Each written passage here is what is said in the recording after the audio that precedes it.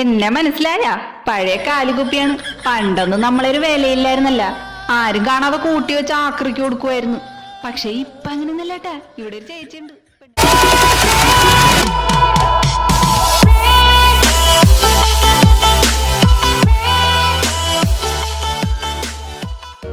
പക്ഷെ ഇപ്പൊ അങ്ങനെയൊന്നല്ലേട്ടാ. ഇവിടെ ഒരു ചേച്ചിയുണ്ട്. പെണ്ണുമ്പിള്ള കുറെ പെയിന്റും ബ്രഷും ആയിട്ടൊക്കെ വന്ന് ആദ്യം തന്നെ അതിൽ മുക്കിയൊന്ന് കളറൊക്കെ മാറ്റും. പിന്നെ ഇങ്ങനെ പൊടുപ്പും തൊങ്ങലൊക്കെ വെച്ച് പിടിപ്പിച്ച് കുത്തപ്പിനാറ് പണി.